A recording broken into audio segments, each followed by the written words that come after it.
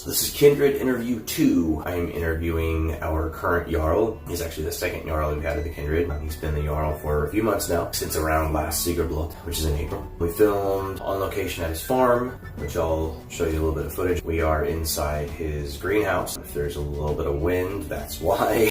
We gave him the deed name of Earthmover because he farms and is growing things from the earth, and he's a big ass dude, so it's befitting. So when you hear me say Jarl Earthmover, this is him. So here's my interview with Jarl David Earthmover Vogele. What brought you to Heathenry? There was a spiritual path, and then there was also, that's kind of two aspects of the personal path. There's also the journey that I took through academic study. My family lineage was a really big project for me and a couple of other family members that we worked on. And we were able to trace the patron lineage. My mother's maiden name is Patton. My father is Vogele, German on my father's side. On my mother's side, she's Scotch-Irish and Hispanic. Her mother's maiden last name is Rodriguez. Doing some study on the Patton side of the family was able to take us all the way back to the 700s. And the surname Patton means the bald one in Old Norse, or Normanish Old Norse. So that was the start of the Patton surname. With the Rodriguez one, we were able to trace it back to the Gothic tradition of naming after the father. So with the Danes, you have Anderson, S-E-N, and with the Norwegians, you have Anderson, S-O-N. Well, with the Gothic peoples, they would put E-S at the end of a name. So Rodriguez is son of Rodrik. Huh. And then the German Vogel, that's a pretty easy one. So for myself, it all kept going back to northern Germanic, Germanic peoples. And that just intersected with my studies and my interests as it pertains to spirituality and academic studies, which pointed me in that faith direction. Now I say personal versus public, because there was also the public thing. What drew me to heathenry, and in particular the heathen kindred around here, was chance meeting. And I feel like so much of our lives are these chance encounters that we brush off as coincidence or a serendipity. I was working as the bar manager at the Tip Top, and William comes into the club where I'm at. It's a really, really slow night, and one of the things that I like to do with people is I like to look at the symbolism that they wear upon themselves, and I like to pick their brains about what they have enshrouded themselves in. He had a big fat Mjolnir on his neck, and I asked him, do you know what that symbol is? And he answers me. And so part of the game is to give somebody a drink. If you can answer this correctly, what is, somebody wearing a Superman shirt, what is Superman's alter ego? If you answer correctly, you get a drink. Huh. Over the course of 5 years of working there, I gave out probably 6 drinks. So people love to clothe themselves in raiment that they know not. And we just hit it off. And that brought me from a personal researching phase to a community active practicing phase. Why Asatru/Heathenry? Why Asatru/Heathenry? A lot of my spirituality is based on the veneration of my particular elders, and there's not much room for that in Christianity or Hinduism. Veneration of my elders and a series of events, personal events, that pointed me in a particular direction. One of them being the conception of my daughter.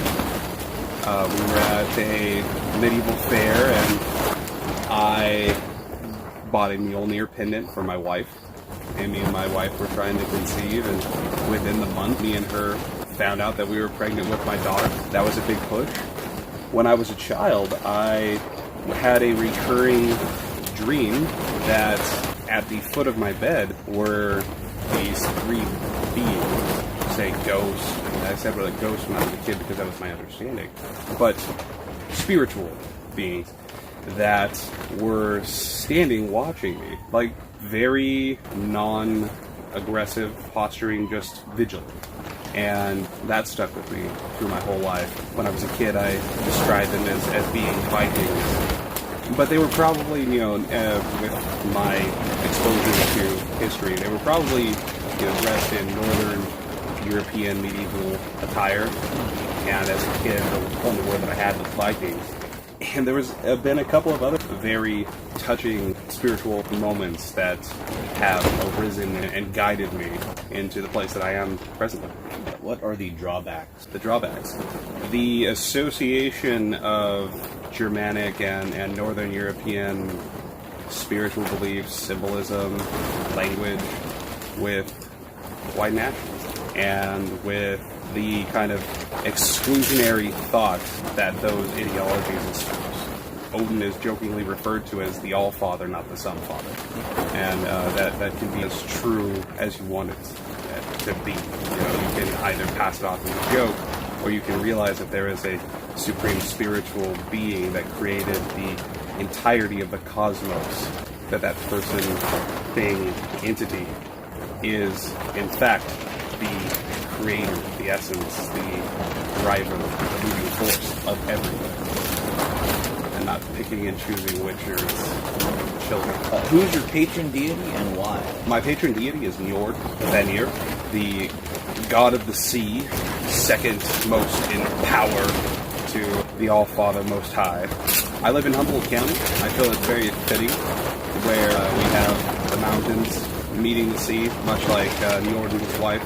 The description of the fjords in western Norway. For me, the draw to the sea runs through the lineage of my people. They were explorers and seafarers from time immemorial.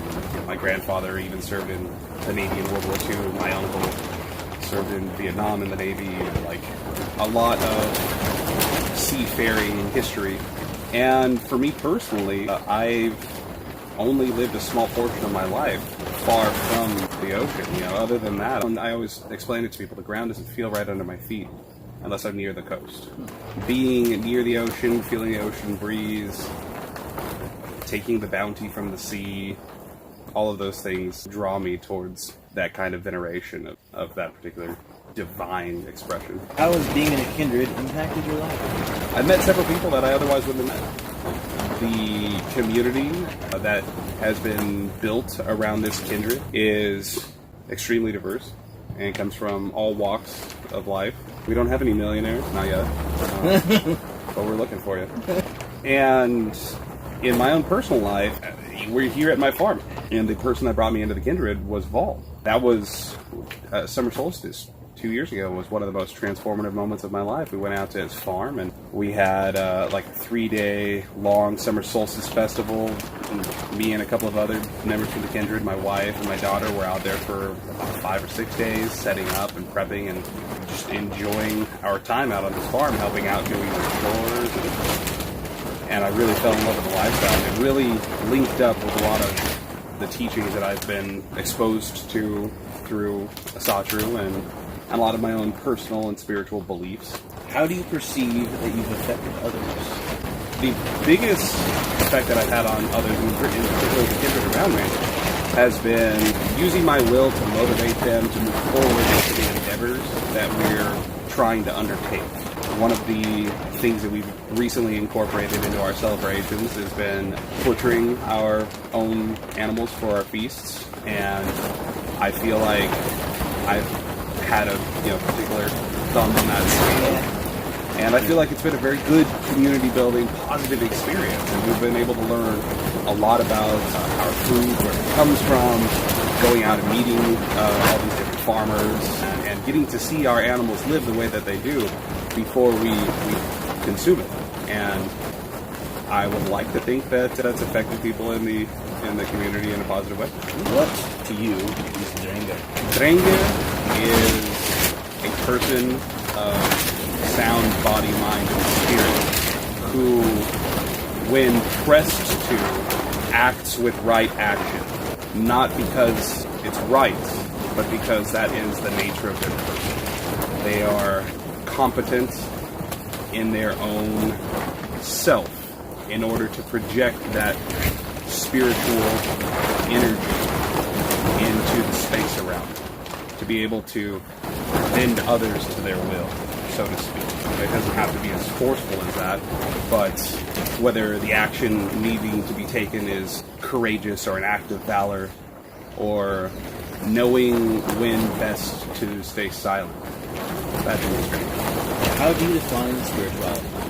Spirituality, to me, is the belief that within each of us there is a substance greater than the material, that we have a soul, without being too cliche and quoting Yoda. Luminous beings are we, not this true, taking that from the Star Wars universe, applying it to this one. That spirituality is important as a religious component. Without spirituality, it is difficult to have genuine religious experiences, and without religiosity, it's very difficult for people to find religious practice. And as far as it pertains to Asatru, the veneration of our ancestors gives life everlasting to their spirits. So we acknowledge that there is a spiritual component, a spiritual nature to man, and to be Asatru and to not be a spiritual person is discordant.